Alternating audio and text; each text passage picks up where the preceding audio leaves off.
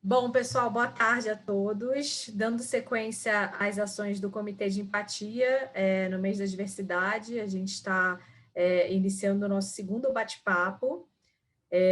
Então, hoje a gente vai ter a presença da Samira, que é mestranda em literatura e ativista do Movimento Negro Unificado. Primeiramente, eu quero agradecer pelo convite. Tenho participado aí desde o mês de março enfim, fazendo algumas contribuições com empresas e discutindo sobre as relações raciais a partir da interseccionalidade, né, que é inclusive uma metodologia teórica que hoje no Brasil é mais conhecida através da escritora Carla Cotirini, que é daqui de Salvador, cidade ao qual eu estou falando, e ao mesmo tempo percebendo, né, como esse debate nas empresas tem se tornado uma das agendas principais, pensando que no nosso país as diversidades elas existem e ao mesmo tempo elas sempre estiveram lugares de fala, né? Então é importante a gente perceber que esse é um movimento muito importante para a reparação histórica, visando, inclusive, compreender como o racismo se estrutura no nosso país, e para que a gente compreenda, a gente precisa, primeiramente, reconhecer que ele existe. E aí, o que é que eu discuto, né? Porque verdades e mitos sobre a abolição. O que a gente aprende nas escolas é que o 13 de maio se tornou um grande marco de comemoração, pensando que a princesa Isabel libertou os escravos, né?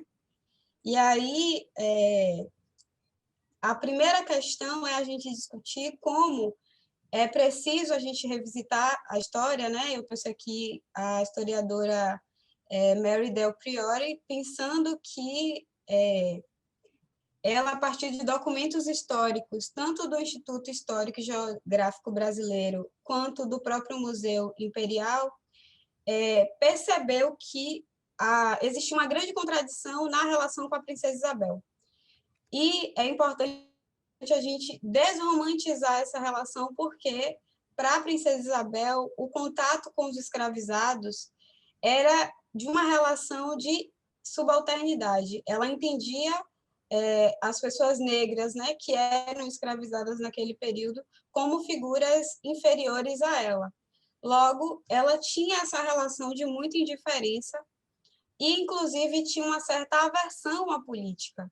Então, ela não quis assinar porque ela entendia que deveria existir uma emancipação do povo negro. Pelo contrário, ela fez como um ato de rebeldia, mas, ao mesmo tempo, ela era completamente contrária a algumas perspectivas de autonomia e liberdade. Não é à toa que ela também era contrária à lei do ventre livre, que se tornou, né, para o nosso período colonial, uma lei que dava uma liberdade, né, para as pessoas mais novas, que já tinham seus pais escravizados, mas mais uma contradição, mais um mito, né, desse período da abolição, é que os senhores e senhoras escravizados tinham uma tutela até os 21 anos desses corpos negros, e, a partir disso, essas pessoas se tornavam escravas domésticas. E é muito importante a gente perceber essa diferença, né, sobre todo esse mito em torno da abolição, para desromantizar completamente esse enaltecimento da figura da princesa Isabel. E por que eu comecei falando do 13 de maio? Pensando que, no 13 de maio, para nós que somos do movimento negro, não é um dia de comemoração, para nós é mais um dia de luta, sobretudo porque importa muito mais o próprio 14 de maio, que foi o marco da marginalização do nosso país, inclusive um dos principais instrumentos para a criação das favelas, vielas do Brasil. E aí, por que eu trago essa figura do Luiz Gama, que é uma grande referência para nós do movimento negro, né? O Luiz Gama, ele foi abolicionista e passou por um processo de escravização doméstica, Inclusive, ele era filho da Luísa Maim, que é uma grande referência também para o movimento negro. Luísa Maim, ela foi uma mulher que participou da revolta dos Malês, aqui em Salvador, pelo fim da escravidão, e, inclusive, se tornou nessa referência para o próprio Luiz Gama, que, para nós, construiu discursos de humanização sobre pessoas negras, rompendo, inclusive, com a lógica, né, de romantizar todo o período colonial. Então, ele foi um abolicionista negro, e é importante demarcar isso, pensando que, a partir da sua própria experiência de ter sido um escravizado, conseguiu, a duras penas, né, se destacar em seus discursos e denunciar as violências raciais. E aí, o porquê que eu chamo de acordo do trabalho no Brasil? Para mim, é muito importante discutir a partir desse viés, porque o período da escravidão, para nós, não é algo que apenas se esteve no passado, né? É como se ainda continuasse nos dias atuais, através das próprias políticas de trabalho e através das próprias relações que se estruturam no nosso país. Então, o 14 de maio se tornou o nosso dia histórico de marginalização do povo negro. Assim como a gente percebe os discursos, né, de que negro é marginal, o negro foi marginalizado. Então, é muito importante a gente conseguir diferenciar essas duas perspectivas.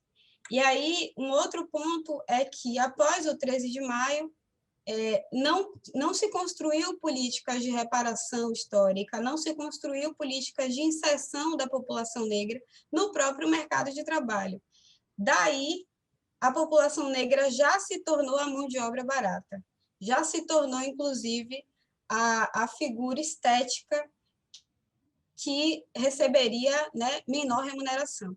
Então, esse é um ponto já para que a gente perceba como se estruturam as desigualdades raciais do nosso país. E aí eu trago essa referência, que é o Silvio Almeida, que fez parte, né, da coleção Feminismos Plurais, da Djamila Ribeiro. Ele descreve sobre racismo estrutural. Basicamente, ele traz o conceito de racismo estrutural e o conceito de racismo institucional, que tem, de fato, uma relação muito híbrida. Para ele, o racismo, como ele aponta, né, é uma decorrência da própria estrutura social, ou seja, do modo normal com que se constituem as relações políticas, econômicas, jurídicas e até familiares, não sendo uma patologia social e nem um desarranjo institucional. O racismo é estrutural. Comportamentos individuais e processos institucionais são derivados de uma sociedade cujo racismo é regra e não exceção. E o porquê que eu trago aí esse destaque para a gente falar sobre o racismo de marca? Existe todo um discurso querendo assemelhar as relações raciais aqui no Brasil para com as relações nos Estados Unidos. Lá, o racismo é de origem. O porquê racismo de origem? Porque se você vem de uma relação interracial, se na sua família, né, que é branca, alguém se relacionou com uma pessoa negra e teve um filho a partir dessa relação, automaticamente essa pessoa é vista como uma pessoa negra. Mas no nosso país é o racismo de marca, é aquele racismo que entende que eu tenho uma pele preta, que entende o formato do meu nariz e entende o lugar social ao qual eu ocupo. Por exemplo, eu posso tranquilamente estar na universidade dando aula, como eu faço, e ser automaticamente confundida como aluna, porque a minha estética diz que talvez eu não seja professora. Então, é assim que funciona o próprio racismo de marca, que é justamente o racismo institucional, ao qual, por exemplo, a instituição de segurança pública compreende que aquele corpo negro é um corpo suspeito e logo precisa ser investigado, né? Diferentemente de uma situação se fosse observar um corpo branco, no qual esse corpo poderia ser facilmente não identificado como marginal.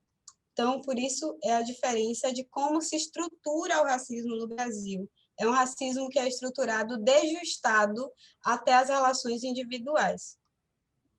E aí, eu trouxe esses dados aqui, que são dados não tão novos, né? São de 2016, mas vou mostrar para vocês de novo aqui essa capa.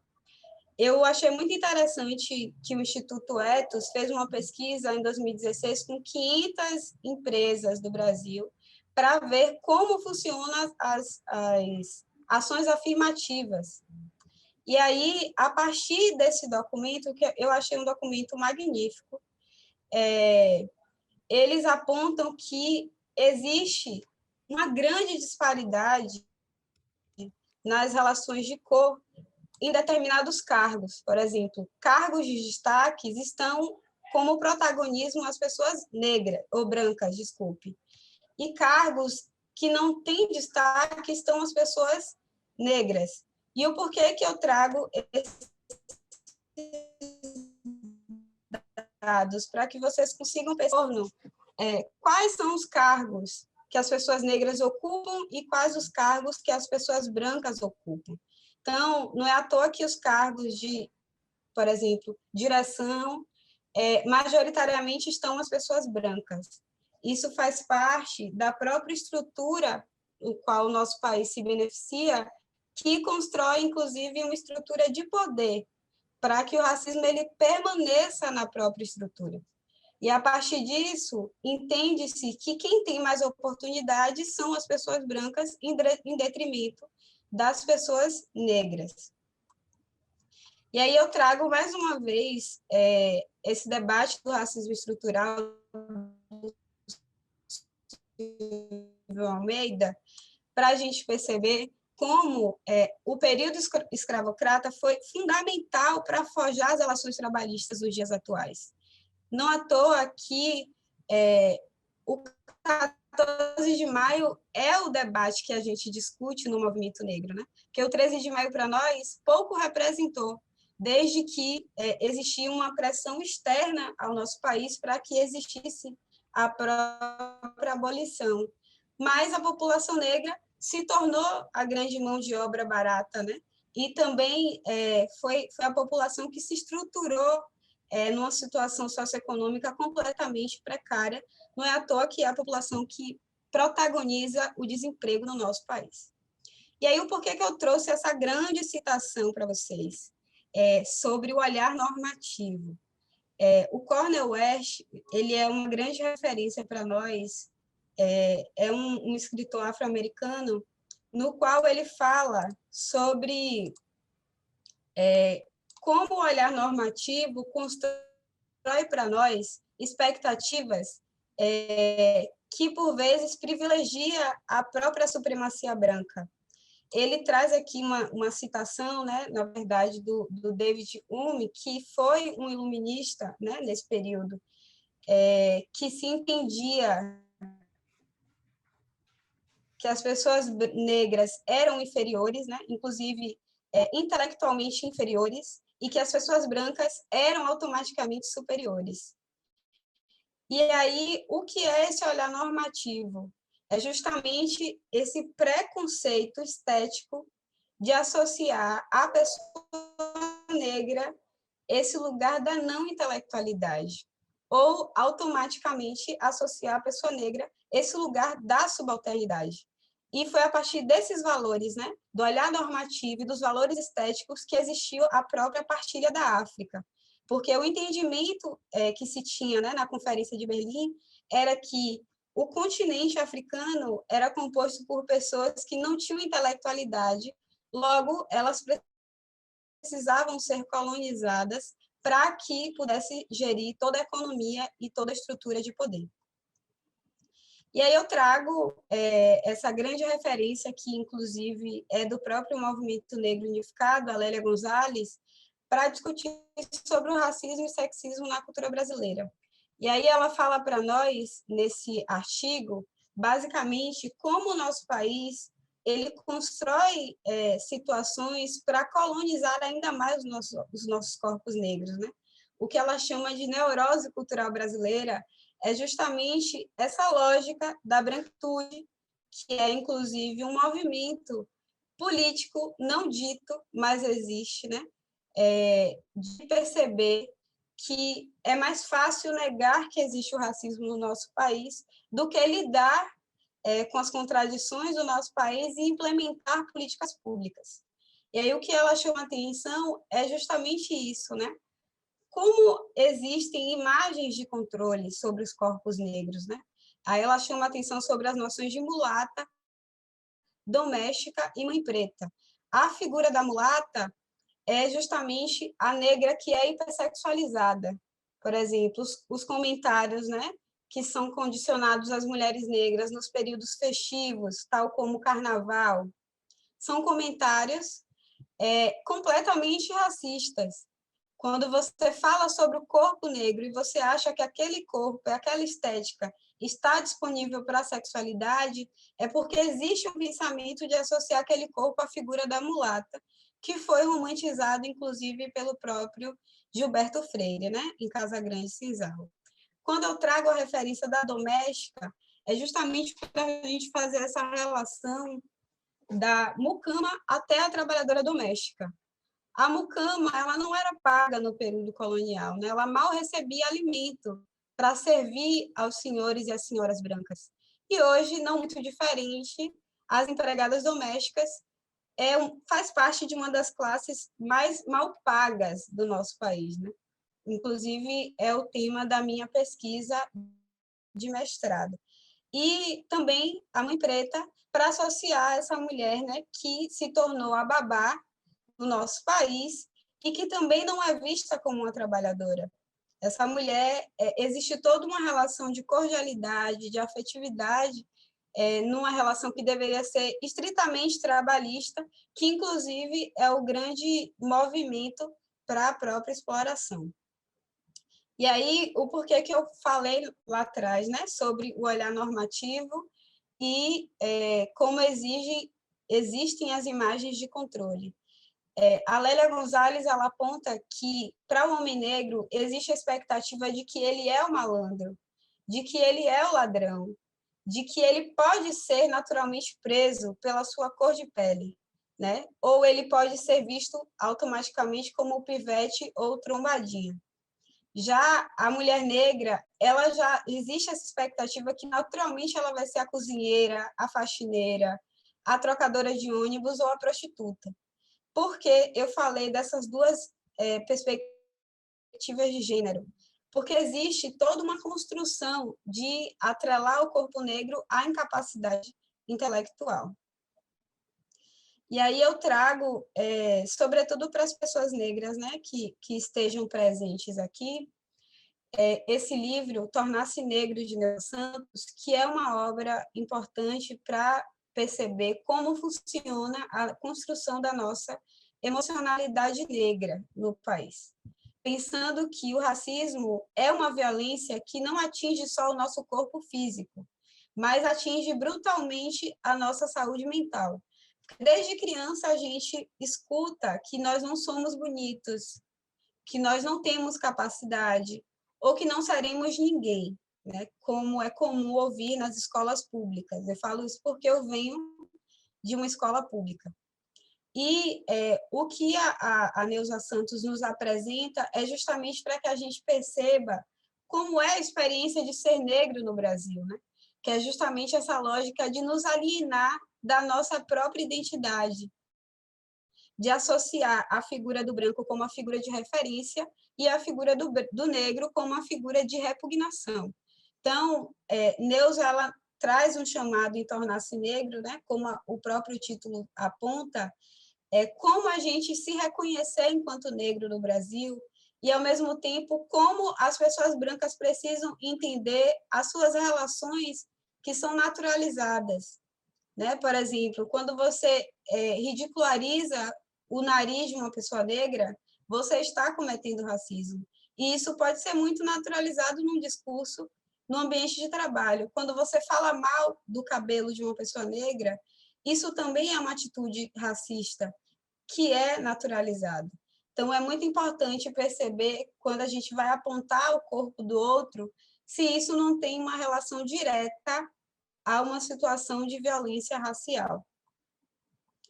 E aí, Lélia, ela também fala sobre como existe no nosso país toda uma democracia racial, né?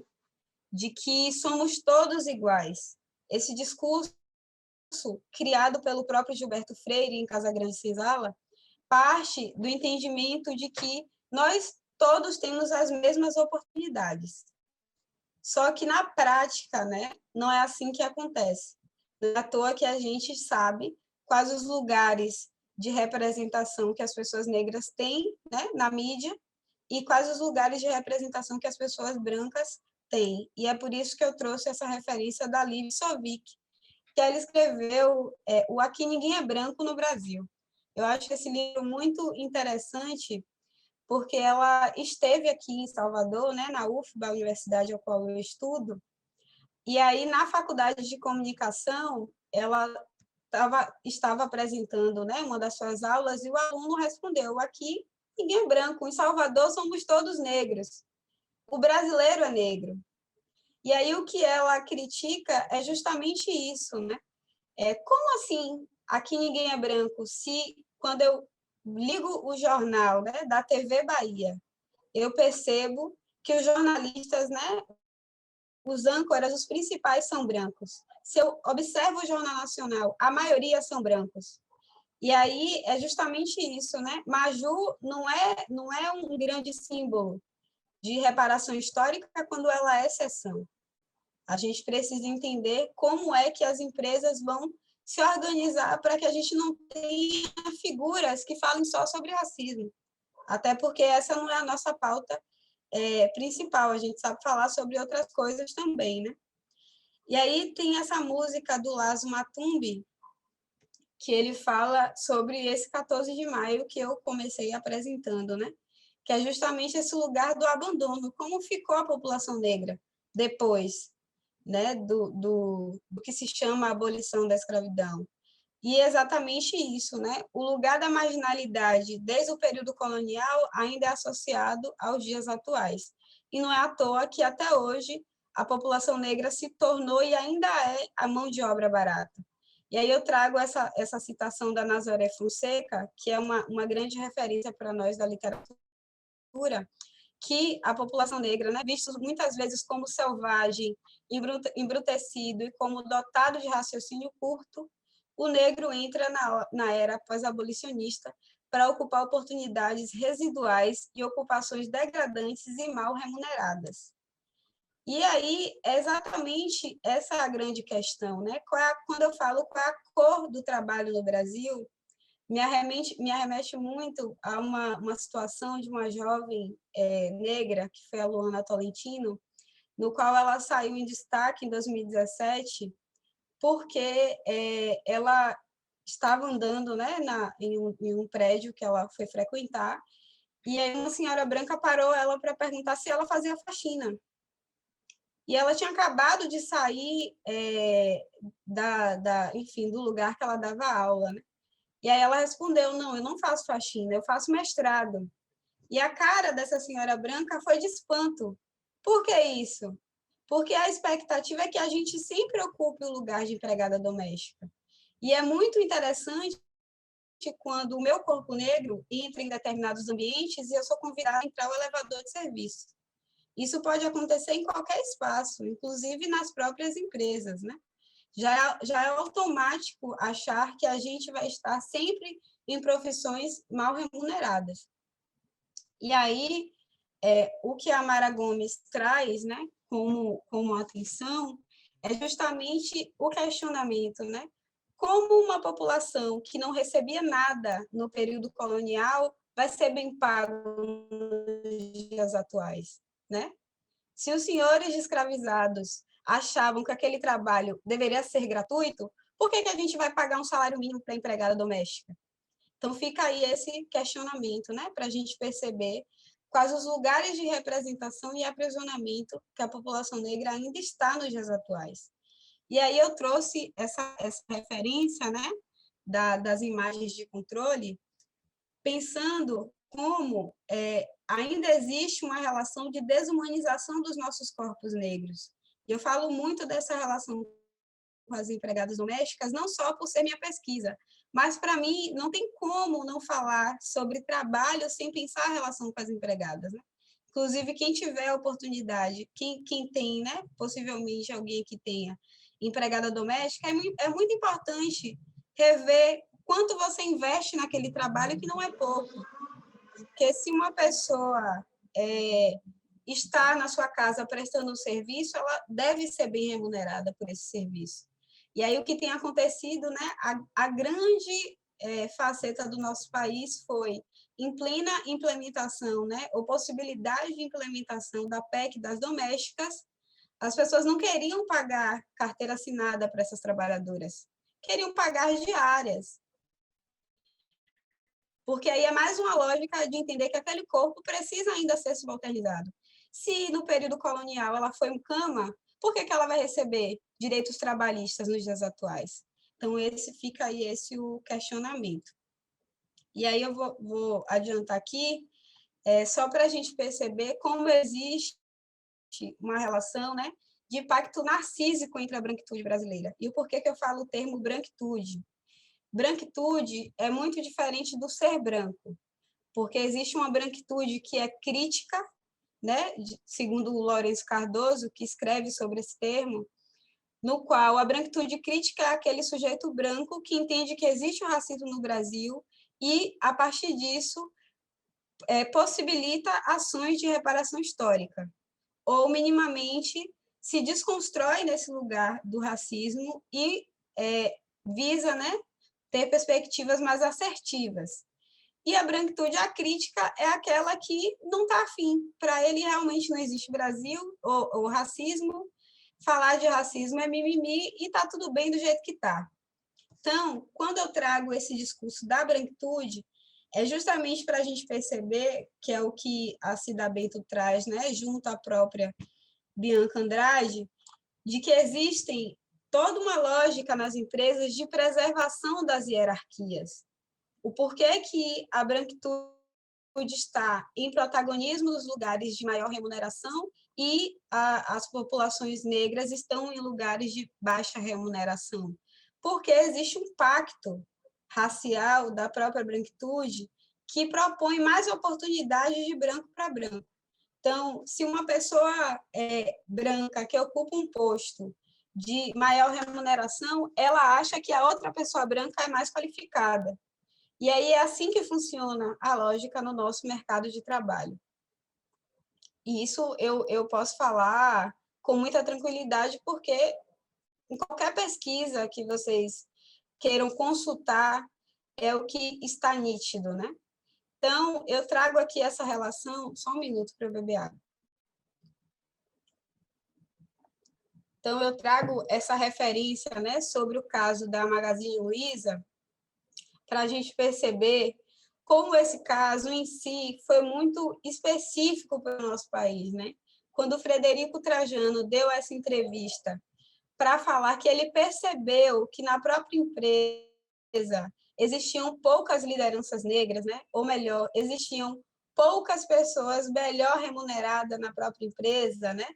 Que a população negra era a maioria nos subempregos, a empresa decidiu, a partir do seu discurso e marketing pessoal, né, que era da diversidade, de garantir um protagonismo negro, de atender a todos os públicos, reorganizar a sua estrutura interna e passar por toda uma lógica de formação, né, e, inclusive, permitir acesso para que pessoas negras, de fato, ocupem espaços de liderança. E aí, como é que o nosso país reagiu? Foi justamente contra as cotas. Porque se na universidade, o nosso país que diz que não existe racismo, né? Não existe racismo, mas é a população que mais morre, é a população negra. Essa população não é encarada como um público que precisa de reparação histórica, como é que aceitaria com facilidade cotas em empresas?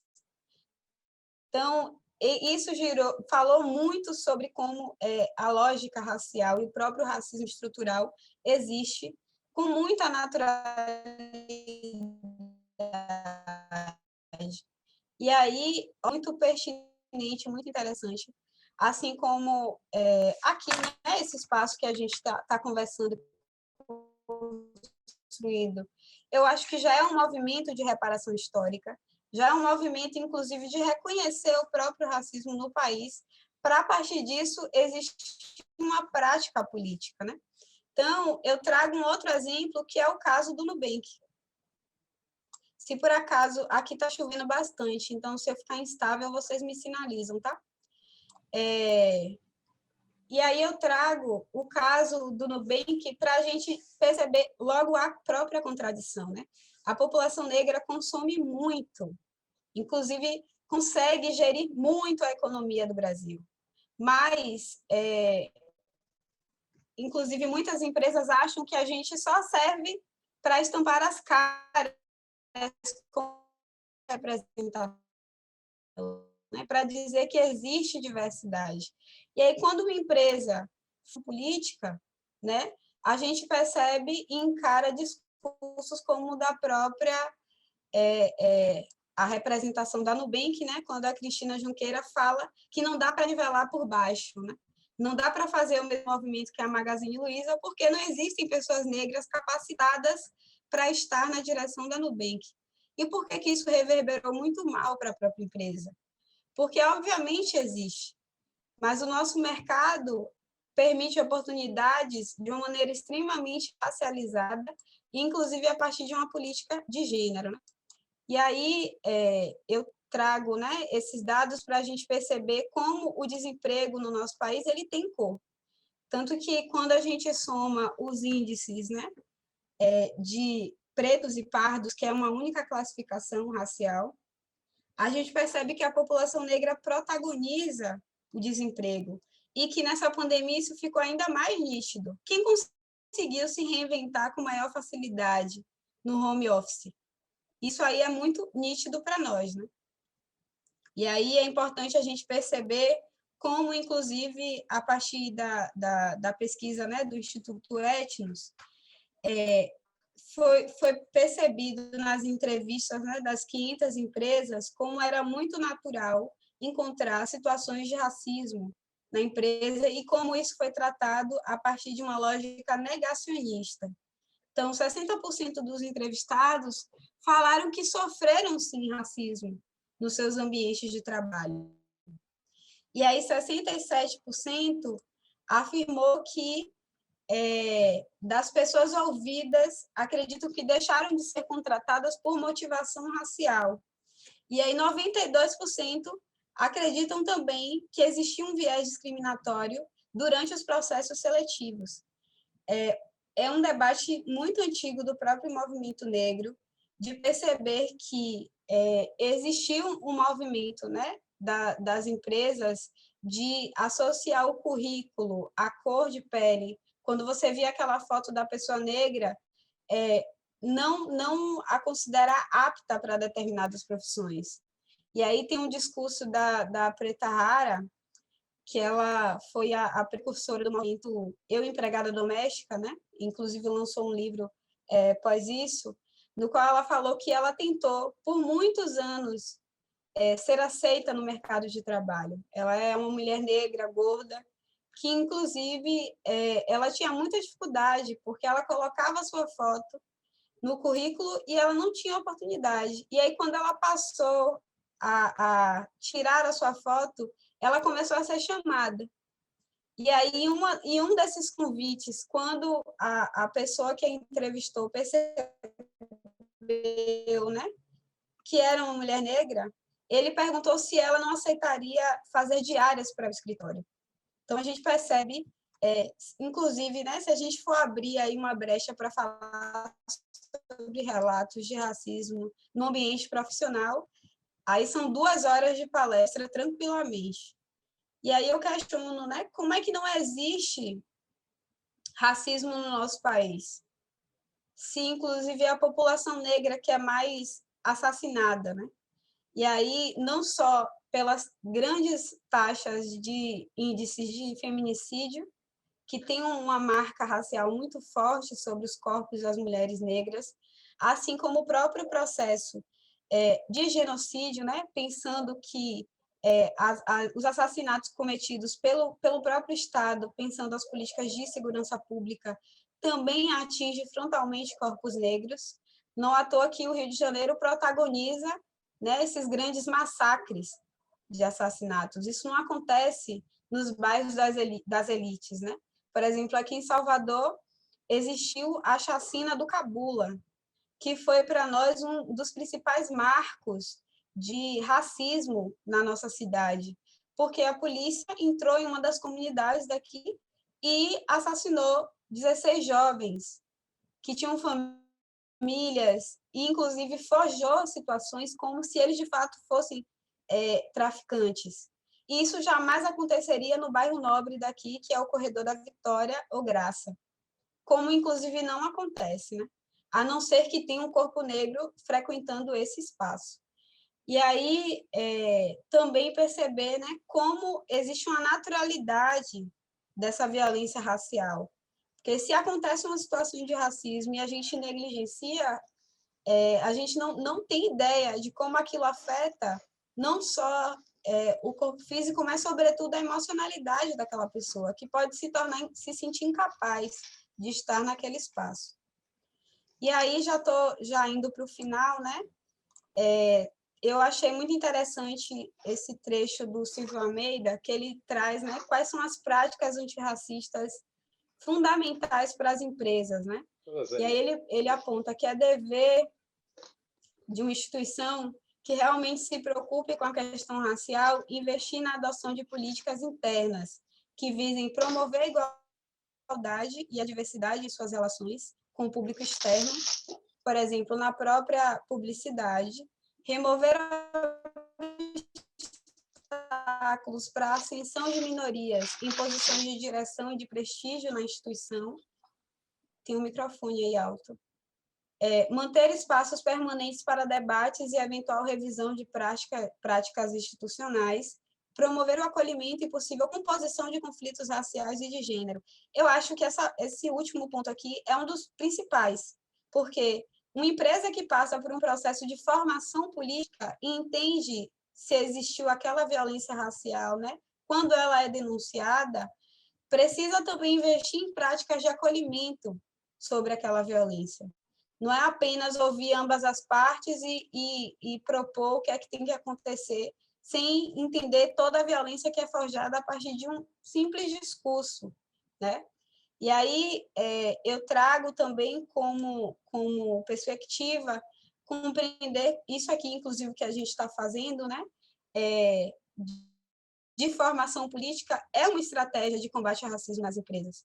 Porque quando a empresa compreende que pode existir possíveis conflitos raciais e, a partir disso, pensar no processo de formação dos funcionários e garantir o próprio respeito à diversidade, já é um grande passo na política de reparação histórica. E eu falo muito desse termo, né, reparação histórica, porque o nosso país precisa reconhecer esse exercício como uma prática cotidiana. E aí também pensar como garantir a própria diversidade nas lideranças, né? Porque o que eu acho que deve ser visto como implementação de diversidade é também entender que as pessoas negras elas podem ocupar os cargos de direção. E isso não é um favor, é reconhecer o profissionalismo, é reconhecer, inclusive, as qualidades profissionais, né, dessas pessoas, sem necessariamente já julgar pelo próprio olhar normativo. E criar nesse ambiente, né, um lugar seguro para que essas vozes, elas de fato sejam acolhidas, não só em momentos oportunos, né, mas que seja acolhida no próprio dia a dia.